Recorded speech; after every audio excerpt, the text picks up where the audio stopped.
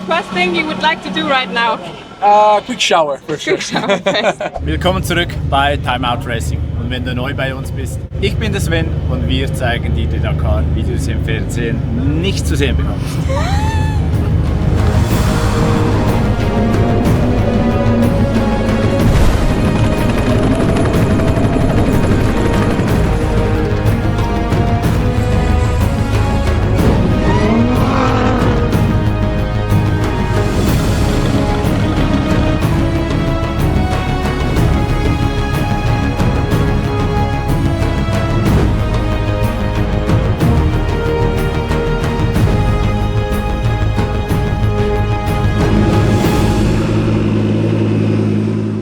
Und auch heute erwartet dich wieder ein spannendes Video.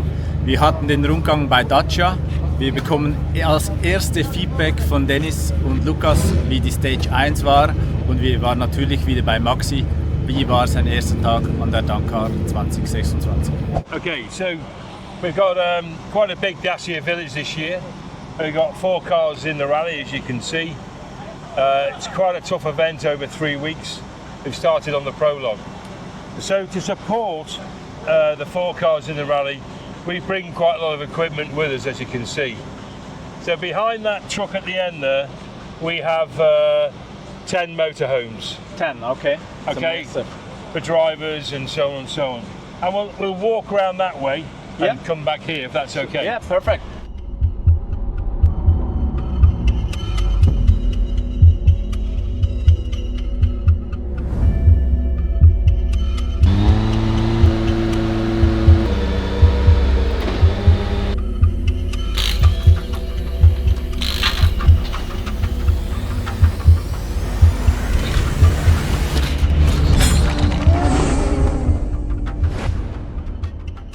So we use these, as you can see, these are inflatable tents. Yep. They are a new design that we used beginning of last year. And if you try this, Whoa. yeah, It's they're quite air. impressive. That's compressed air, yeah. So they're Kevlar made, and they have Crazy. around 6 bar in them. Okay. When it's like this, it's not too bad.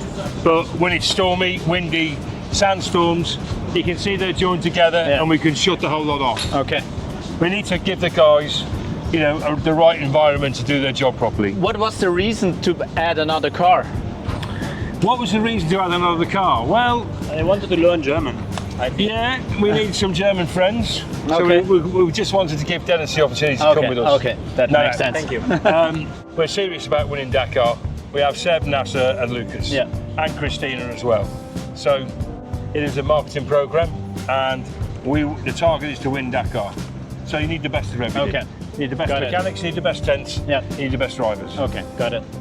So we've got a setup here where we have a 6x6 service truck carrying spare parts, and then that has 4 bed tents on the roof.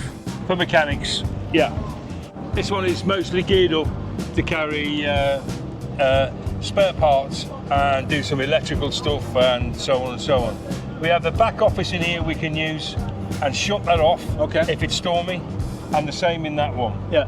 This one is predominantly fabrication. Okay. So if we need to make anything, we can make it there. Okay.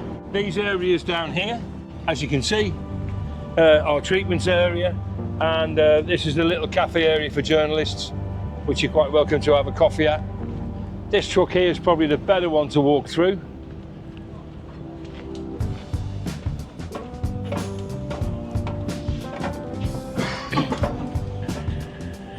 Hi guys. This is Oscar. Hi Oscar. So Oscar is he's our fabricator. So he's currently making definitely some noise and some mess with various bits of equipment and his welders and fabrication stuff. This guy's a genius. He can weld plastic to glass. He's that good. And the bamboo as well. And the what? Yeah. Bamboo. And the bamboo as well. The trucks are laid out pretty much the same. Yeah. They're open sides, they're fold out sides, so we can set up and pack down fairly quickly. How long does it take to build the camp and to... So a camp of Shut this down. size, Yep. it depends what we're doing. If we're coming for 5 days to set up, we have everything set up. Yeah. If we're doing a one night overnight bivouac, we used to be able to do it in an hour, but it's a little bit stronger now. So we wouldn't put the calf up, Okay. and we wouldn't put some other things up for the one night bivouac. Yeah, yeah. Be careful of the steps, guys. These are individual vans. These are four-wheel drive. Each car crew lives in the van. Okay. So the engineer, the mechanics, and the systems guy travel around in the van and they stay with the car.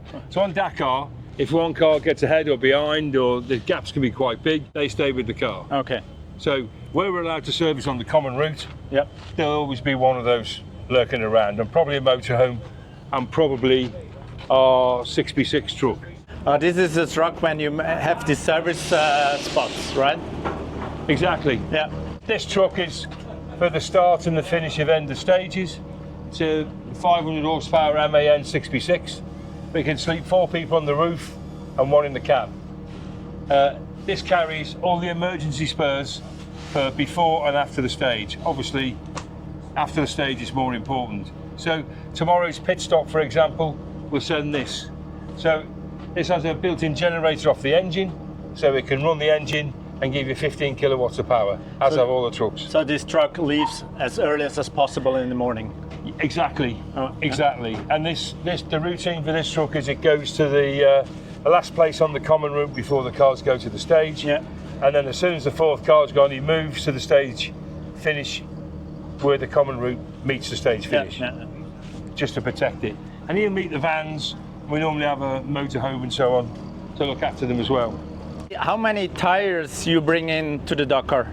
200, 200. yeah, Okay. roughly. Yeah. Individual bed tents. These are off the ground. You know, we put quite a bit of effort into the welfare of the guys. Okay. And when it's wet and raining, it's not nice. Yeah, absolutely. We'll move on to the next bit. Oh, there's another truck, huh? This is a kitchen area, predominantly for the drivers. There's the co-drivers, huh? The drivers and navigators. Yeah. They prepare food in here, but only breakfast and lunch, Okay. depending on their time and the bivouac. So, you know, we've got to look after their nutrition before and after the stage. Oh, okay. But it's not for the team. Yep. It's just for the crews. Yeah. This area is like a seating area for the guys and their own tea and coffee making facilities, so you can come and get some rest. We get 2 rally cars in here, and then the guys can keep their bags and the luggage out of the way. It's also made like a drying room on a yacht. I don't know whether that makes sense, but on the wet rallies, we can run the water heaters through this blower, and everyone can dry the towels up, and we can open the end and dry it out fairly quick. Obviously, in these conditions, we don't need it. We have the ladder to the roof. Oh, okay. And then 2 showers, 2 washing machines. Again, the washing machines are for the driver's clothes because they get quite dirty. Obviously, on a long event like Dakar. So you wash it on a daily basis? No, we have 4 or 5 sets. Ah, okay, okay. So we can rotate them. Yeah. Because we're moving all the time. Yeah, and it It's, has to dry as well. Yeah. The kind of logistics and plan for this truck is not straightforward. Yeah. It's not easy, this, because you need a 2,000 litre water tank on the front to service the showers and the washing machines. But anyway, this is the first time we've used this. It's very basic. It has to be this wide, and the cars only fit in with an inch either side. So far, this is working quite well for us. And the reason to put it in a trailer is just protection. Yeah, protection, and it gives us this additional Space. space and this with it. Yeah, so we save 2 car trailers. Yeah. So yes, it's more expensive, but actually the benefits outweigh that. Yeah.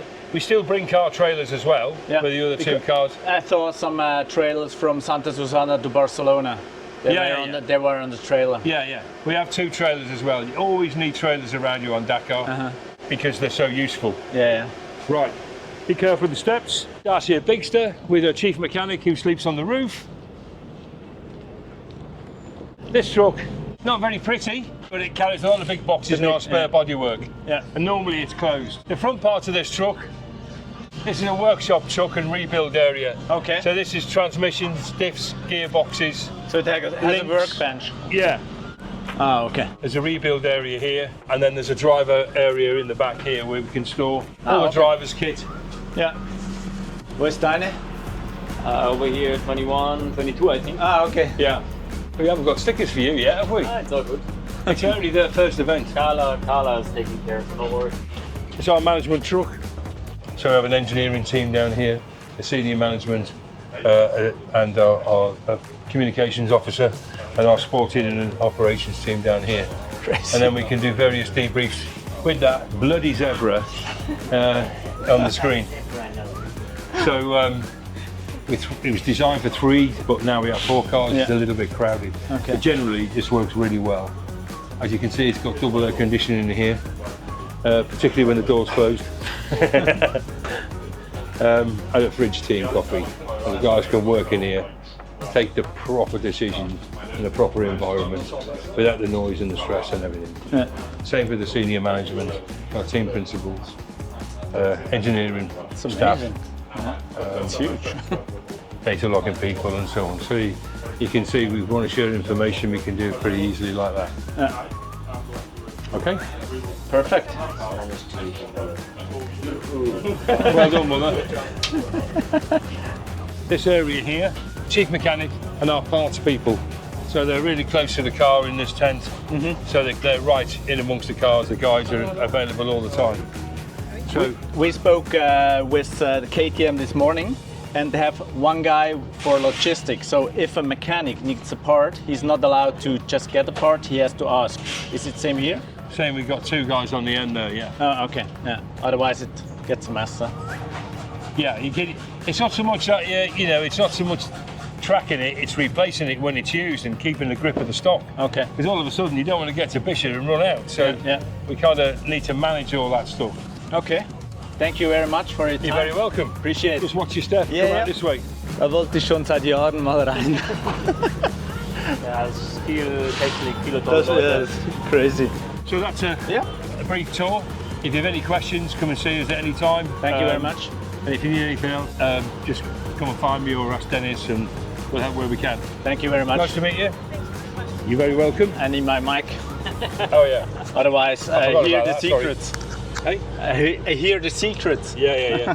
Thank you so much. Thank you. You're welcome. Appreciate. Gestern war der Prolog von der Dakar 2026.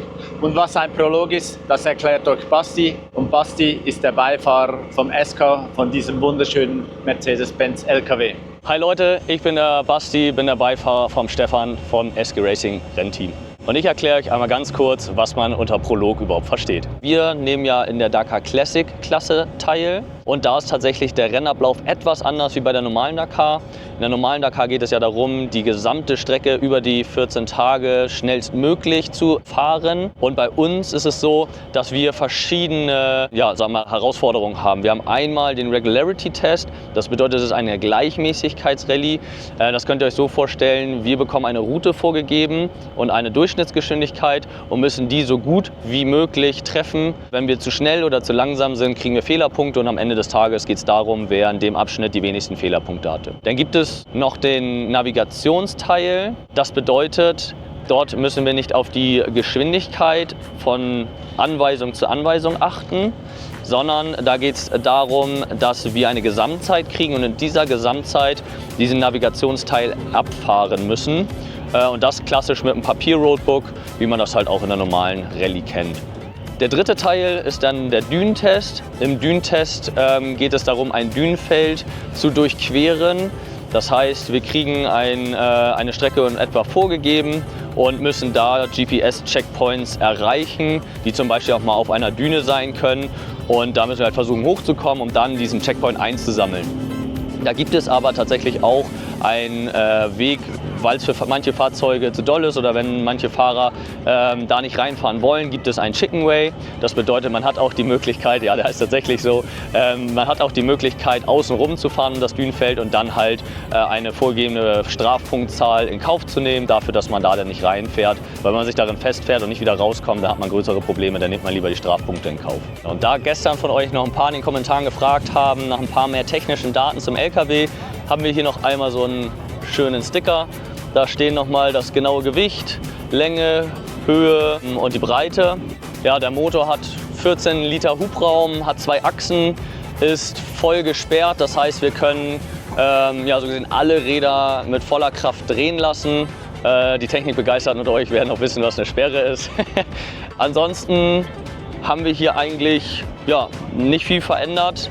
Vom Fahrwerk her sind noch Rennsport-Stoßdämpfer reingekommen und wir haben natürlich den Koffer für uns rallye-technisch umgebaut und Man muss natürlich drin alles für die Rallye entsprechend umbauen. Das bedeutet ein Überrollbügel rein, Rennsitze rein. Es muss ein Dashboard, wo die ganzen elektronischen Rallye-Geräte drauf sind, eingebaut werden. Genau, sonst haben wir dort aber keine weiteren Umbauten an dem LKW selber gemacht. Das Einzige, was noch zu sagen ist, wir haben ja gestern schon mal erwähnt, der hat 400 PS, das heißt serienmäßig hat er, glaube ich, 350 und da wurde halt noch ein bisschen was dran gemacht. Ansonsten ja, steht er so hier da, wie er auch schon in der Vergangenheit die Rallye gefahren ist. Wir haben jetzt euch das Catering-Zelt gezeigt, aber die uns kennen, wir backen frisches Brot, es gibt Käse und Trockenfleisch, nicht jeden Tag, aber so oft wie es geht. Und heute haben wir ein bisschen Zeit, daher backen wir wieder mal frisches Brot. Das gab es auch gestern schon, aber das war ratzfatz weg und daher frische Produktion heute. Also diese Werkbank ist nicht nur Werkbank, sondern auch Küche. Kann man immer umfunktionieren in wenigen Handgriffen. Einmal sauber wischen und gut ist. Ich habe letztes Jahr das erste Mal diese Brotbackmaschine mitgenommen. Ich gebe es zu, ich war immer kritisch. Und zwar, weil das Brot am Schluss einfach nicht schön aussieht. Aber Aufwand, Ertrag hat sich sehr bewährt. Backmischung rein, Wasser rein, Start drücken und 2,5 Stunden später ist das Brot fertig. Und geschmacklich ist es einwandfrei.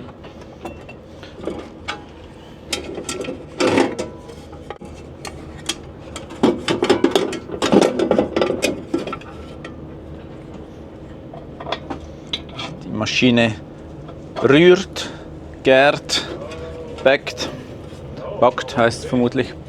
Heute gibt es Butterzopf, aber nicht in Form von einem Zopf, sondern von einem Kasten, also Zopfkasten, sage ich mal. Aber schmecken tut's, kein Problem. Ich habe mir da in den ersten Jahren auch die Mühe gemacht, den Teig selber zu machen, aber es ist einfach nachher sehr viel Aufwand, um es zu reinigen und es braucht Zeit und dann macht man es einfach weniger und so meine Überlegung ist, lieber ein bisschen einfacher, aber dafür macht man es dann auch. Jetzt brauchen wir noch Wasser, also immer ein bisschen anders, 2,5 und die Waage für den Kaffee kann man auch nutzen für Wasser.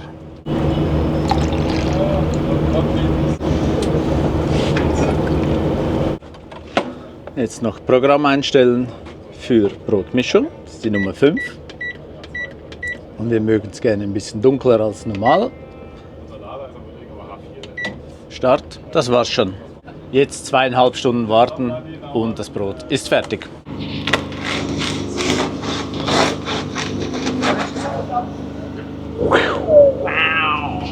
Also die letzten Jahre zuvor hatten wir ein Brot gebacken und dann hatten wir meistens 2 Tage davon. Und jetzt wäre ich eigentlich froh, hätte ich 2 Stück aufgrund der Anzahl Leute. Wir sind ja 19 Leute im Team. Und wenn jeder da ein bisschen nimmt, dann geht das doch einiges schneller weg, als wenn man nur zu 4 ist. Aber es ist schon schöner mit dem größeren Team. Definitiv. Es ist herausfordernd auf verschiedenen Ebenen, aber es gibt auch wieder mehr Möglichkeiten.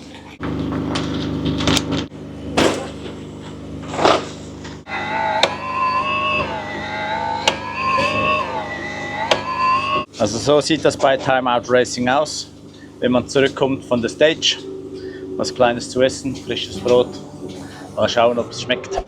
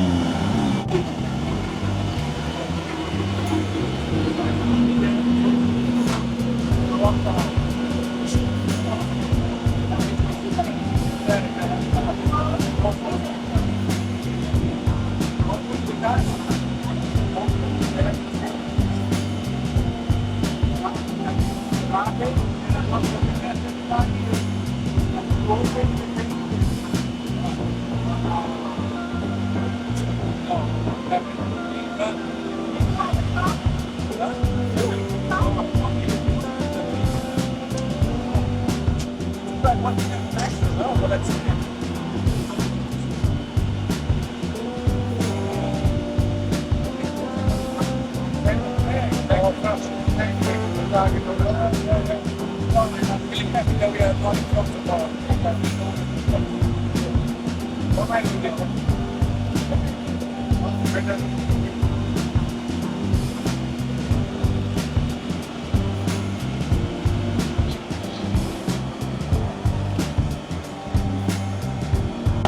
Lucas. Hey, how are you? Thanks, how are you? What's the first thing you would like to do right now? Quick shower for sure. Quick shower first. No, yeah, it was a good day. Very happy with the car. And, I mean, we passed everybody in front but Hank, and I think we did a good pace. And of course, for tomorrow we are not opening, so we are behind. It's a very important day tomorrow, so good. Thank you. Thank you.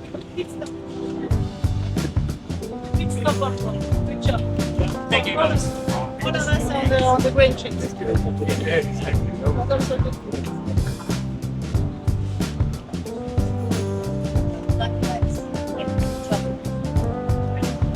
Willkommen zurück im Camp.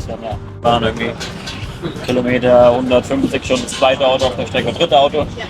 Kilometer 180, 90, dann das zweite Auto. Wir mussten viel eröffnen, bloß Sandsturm gehabt. Und war super tricky, Navigation, die ganzen Canyons zu treffen und da irgendwie keinen Fehler zu machen, das war Anspannung pur. Aber gut, das war die erste richtige Prüfung für mich. Und ja, ich bin froh, dass ich hier bin und jetzt einfach Ruhe, weil wir wissen, morgen wird eine Hammerprüfung, 400 Kilometer. Black Rocks, wo die Rallye in den letzten Jahren oft verloren wurde, wo Leute 4, 5, 6 Platzplätze hatten. Wir haben wieder einen Pitstop, haben heute das Problem gebaut. Ja, aber jetzt erstmal Cool Down und alles gut. War heute möglichst schnell oder gab es da eine Strategie, dass man für morgen dann den richtigen Platz hat? Das war unser Plan, dass wir einfach Top 10, also Ende Top 10 sind, dass wir 3 Minuten haben. Wir sind jetzt 10. Haben morgen gute Leute vor uns, die eine gute Spur legen. Weil ich denke, viele Leute glauben, es ist möglichst schnell zu fahren. Nein. Jeden Tag, das ist kein Bei uns Sinn. bei den Autos, du hast einen 4-Stunden-Marathon, wo die Motorräder-Autos getrennt sind. Und letztes Jahr hat der Seat mit einer Stage gewonnen, die ganze Rallye gewonnen mit einem Stage-Win und vor 2 Jahren Carlos Sainz mit keinem Stage-Win. Die Stage-Wins musst du eröffnen und das ist schlecht und das wollen wir nicht. Also wir versuchen immer irgendwie zwischen P5 und P10 zu fahren, dass wir möglichst schon gute Spuren haben, auch die großen Rocks schon aus dem Weg geräumt haben. Das ist unser Ziel und heute ist perfekt aufgegangen. Bei der Classic haben wir gehört, es war richtig große Start. Bei euch auch. Also. Man sieht ja auch hier, wie die Reifen aussehen. Du hast teilweise Rocks, die sind größer wie das Rad. Echt? Aber da fährst du über Trials, das ist unglaublich. Aber toll, heute kein Platz für das Auto, hat super gehalten. Da sind ein paar tricky Spots, das Auto für uns ist super schwierig, weil du manchmal hast du so Single Caution, Doppelachtung und dann Dreifachachtung. Und bei Single Caution ist es eine Dreifachachtung und dann hast du manchmal gar keine Achtung. Da haben wir sind einmal so einen 5 Meter Übersprung haben wir gemacht. Zum Glück nichts passiert, das Auto war standhaft. Das kann eine Rallye werden. Ja, definitiv. Sehen geht's dann, oder? Ja, mit Daniel. Thank you. Well done. First day. Hast du noch Physio, nehme ich an, oder? Ja.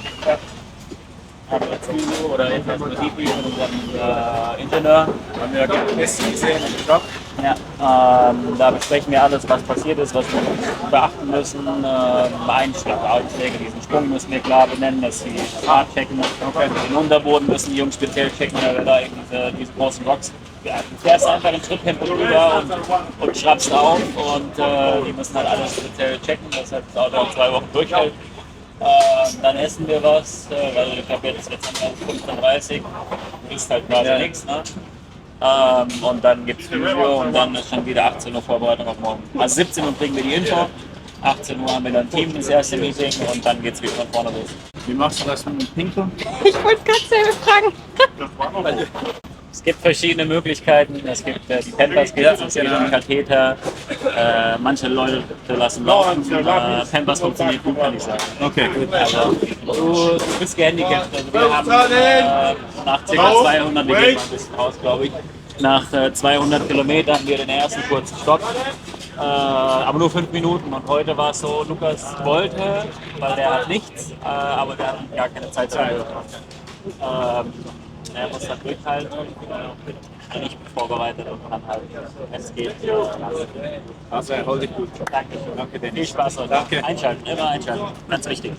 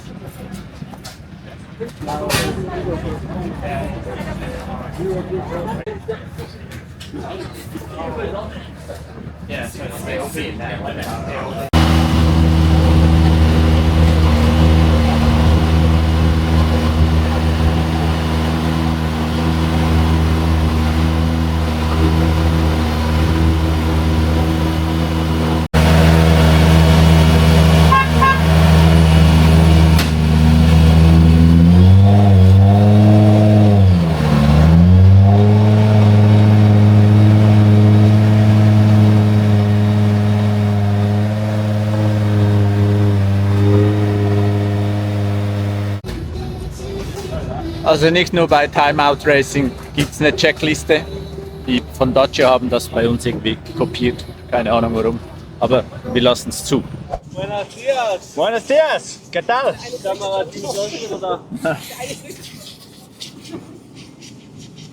Hälfte vom Service schon gemacht.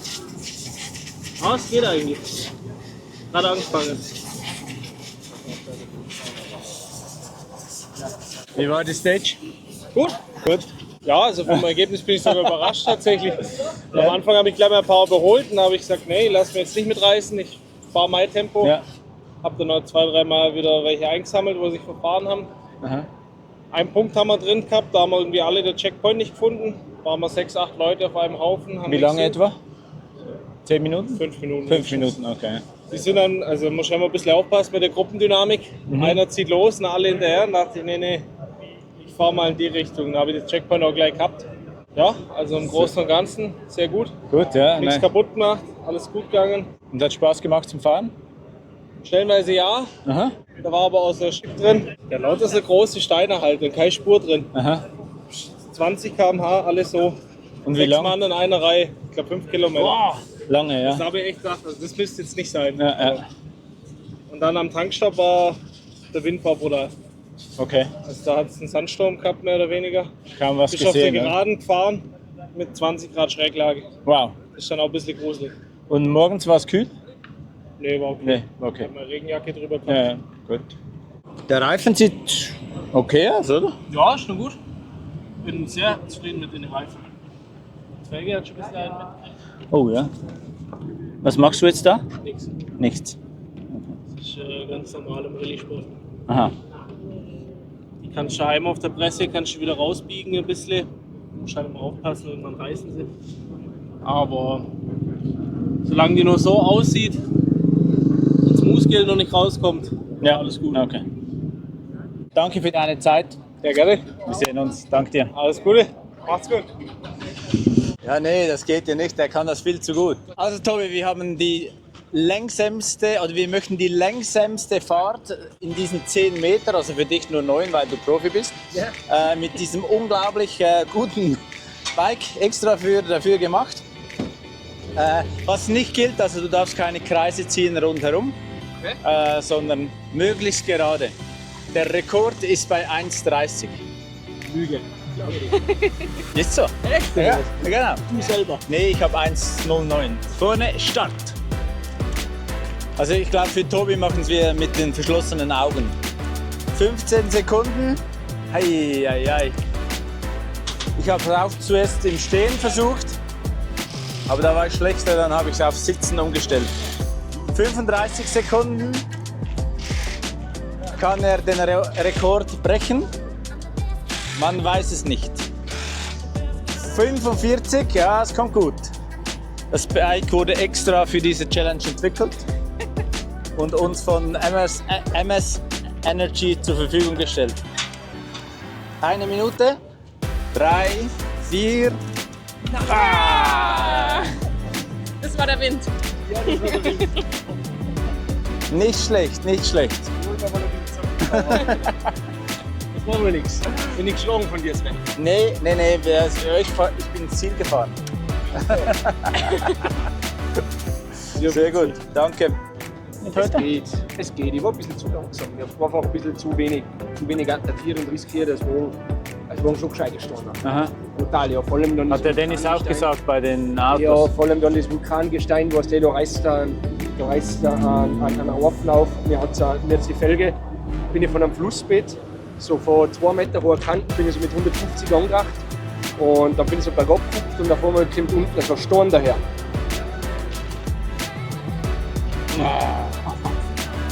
Okay. Soll normal nicht so sein. Damit bist du noch gefahren? Ja. Ja, natürlich, ich habe sie nicht mitgekriegt. Ja, ist heftig. Ach so, ja, es ist ja nicht mit Luft gefüllt, sondern mit dem Mousse. Genau, ja. Muss ja. Ich war bei Luft, ja. Ja. Deswegen, Deswegen, auch und, Mousse reinmachen. und einen kleinen Sturz habe ich gehabt vor der Kamera, aber ansonsten. Und gestern hat es auch einen auch Sturz. vor der Kamera. Keine Ahnung, was da los ist. Ich habe es nur gehört, aber nicht gesehen. Ne? Ist der Flugshow am Üben, oder? Pilotenschein will ich heuer noch machen. Alles für den Fame, oder? Ja, natürlich. Aber den Fame will ich nicht haben. Nee. Nein, ja, aber wo schon nicht ohne. Ja, also gescheite Steine, also durch die Flussbetten durch. Ich glaube, mit den Backis ist das schon angenehmer, ja, wenn du einfach drauf bleiben kannst. Ja, definitiv. Oder einfach mit dem Auto mal noch etwas darüber fahren, Ja, oder? auf Geht auch jeden mit Fall, den großen Reifen. Auf jeden Fall, ja, so eine Portepisten mit riesen Steinen.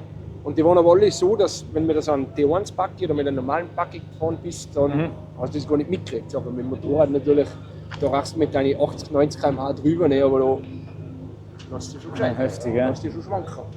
Ja, und wir packen zusammen. Ja, recht hab's. Los geht's morgen. Das passt. Wie spät müsst ihr los? Ja, ich möchte um 8 losfahren. Vielleicht wird es noch Viertel nach 8. Wie weit ist das von da nach Halula? 400 Kilometer, also 380 so. Ja. Gut. Verabschiede ich mich wieder. Tobi. Wollen wir noch mal Wasser nicht da drüben? Jo. Steht das da was? Viel Erfolg mal. Rambadambam. Macht's es gut. Viel Spaß morgen. Danke. Hat der keine Glocke oder ein Horn? Hallo, ich bin der Max Mustermann und die Nummer für heute für die Verlosung ist die 33. Viel Erfolg und bleibt dabei bei Timeout Racing. Danke, ciao. Neben den 4 Defender in der T2-Kategorie Stock gibt es auch noch Toyota Land Cruiser und diesen Nissan, der startet auch in der T2-Kategorie, also seriennah. Sieht nach einem sehr langen Auto aus. Ich weiß nicht, ob der nur so aussieht jetzt oder ob der länger ist als sicher als der Land Rover. Hier sieht man auch die Blomben. Also das ist von der FIA verblombt, damit all diese Durchmesser von diesen Leitungen eingehalten werden. Es gibt ein Draht, der geht um alles rum und dann diese eine Blombe. Innen sieht aus wie ein Auto. Also der hat wirklich ziemlich seriennah, sieht aus, vor allem im Cockpit. Aber sonst natürlich alle Vorschriften, die eingehalten werden müssen in Bezug auf Sicherheit. Das heißt Sitze, Käfig, Sitzgurten, alles das muss so sein, wie es in den Regularien steht.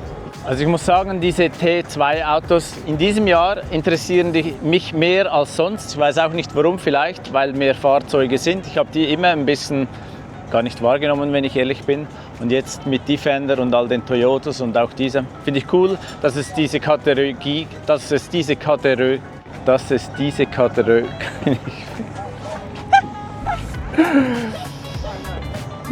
Hi. Ich finde es cool, dass es auch diese Kategorie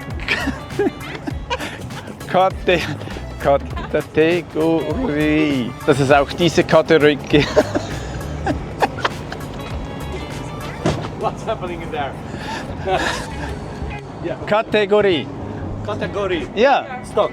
Yeah, no, but I can't. The category is not working. No. So, one try. Give it one try. Ich finde diese.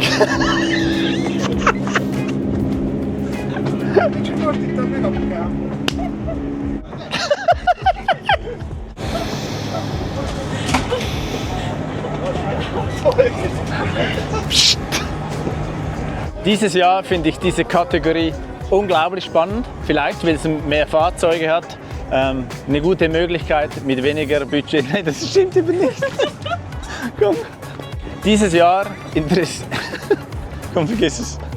Ich muss sagen, dieses Jahr interessieren diese Autos mich viel mehr als die Jahre zuvor. Vielleicht, weil die Fender da ist oder die vielen Toyota Land Cruiser. Auch dieser Nissan gefällt mir sehr gut. Schön gibt es diese Kategorie.